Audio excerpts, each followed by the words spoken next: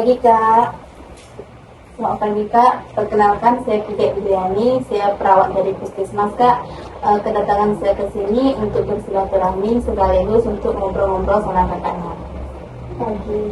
Oke, kalau boleh tahu Kak Karin biasanya dipanggil Kak Karin atau ada panggilan lain Kak? Karin aja sus. Oke, kalau boleh saya tahu Kak, bagaimana perasaannya hari ini Kak? Biasa aja. Ya, oke. Sebelumnya keluarga kakak cerita ke saya Kak, kalau akhir-akhir ini kakak lebih sering di kamar dan jarang keluar dari kamar ataupun mengobrol sama keluarganya Kak. Kalau boleh kakak izinkan, bolehkah saya ngobrol sama kakaknya Kak? Boleh sus. Oke. Kita ngobrol santai aja ya Kak, sekitar 5 menitan lah. Kalau misalnya kakak ada ngerasa gak enak atau keganggu atau risih, kita bisa cari ruang waktu lain Kak untuk mengobrol. Oke. Sebelum kita mulai, boleh saya tahu Kak, biasanya kakak kalau di kamar atau di rumah itu biasanya ngapain Kak? Paling cuma tiduran sus, nggak ada kerjaan lain. Oh baik Kak, nggak apa-apa ya, kita pelan-pelan aja Kak ngobrolnya, santai aja Kak. Kalau boleh tahu, Kak Karin udah berapa lama Kak? Udah jarang keluar dari kamar? 2 minggu sus. 2 minggu. Gimana Kak rasanya selama 2 minggu ini selalu di kamar Kak? Ya gitu aja sus, malas ngobrol sama orang, mending di kamar aja. Iya. Kalau boleh diceritain Kak, kenapa bisa malas keluar Kak? Kenapa jadi malas ngobrol sama keluarga gitu Kak? Saya ngerasa nggak ada yang ngerti saya sus, jadi mending diem aja di kamar. Sejak kapan Kak kakak mulai ngerasa keluarga kakak udah nggak bisa ngerti kakak lagi Kak? Ya sus gitu.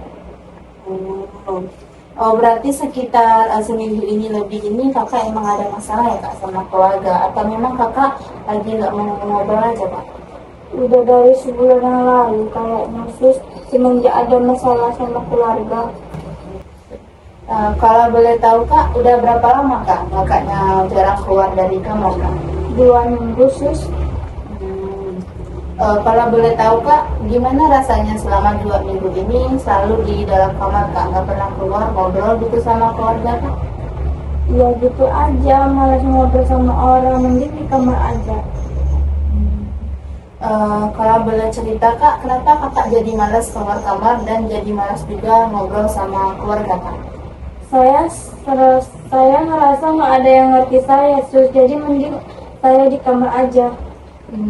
Iya, saya paham. Berarti Kak Karin ini ngerasa bahwa nggak ada keluarga yang bisa ngerti kakak ya Kak. Terus juga jadi kakaknya lebih milih diam di kamar aja ya Kak. Iya sus gitu. Kalau boleh tahu Kak, sejak kapan kakak mulai ngerasa keluarga kakak itu udah nggak ngerti gitu Kak sama kakaknya? Udah dari sebulan yang lalu kayaknya sus, semenjak ada masalah sama keluarga. Oh berarti udah sekitar sebulan lebih ya kakak bapak yang mempunyai masalah gitu dengan keluarganya Kak ya? Iya sus, saya jadi malah cerita sama siapa-siapa lagi.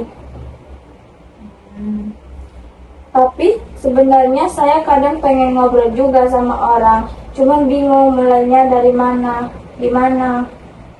Iya sih, itu sebenarnya bagus Kak. Sebenarnya kakak ini tuh masih punya keinginan untuk terbuka dengan keluarga, cuma memang perlu proses pelan-pelan dulu kan Kak, perlu step-step tahap dulu kan supaya kakaknya bisa percaya lagi gitu sama keluarga kakak kan. Makasih ya sus. Sama-sama Kak. Nanti kalau kakak masih ada waktu lagi, kita bisa ngobrol lagi Kak tentang masalah kakak, ataupun kakak mau cerita sama saya, itu juga bisa ya Kak. Setelah kita ngobrol tadi Kak, gimana perasaannya Kak? Agak mendingan sus, nggak ada nyangka bisa cerita segini. Saya senang banget dengarnya Kak, karena dari kakak yang diam, tapi sekarang sudah sedikit mulai bicara Kak.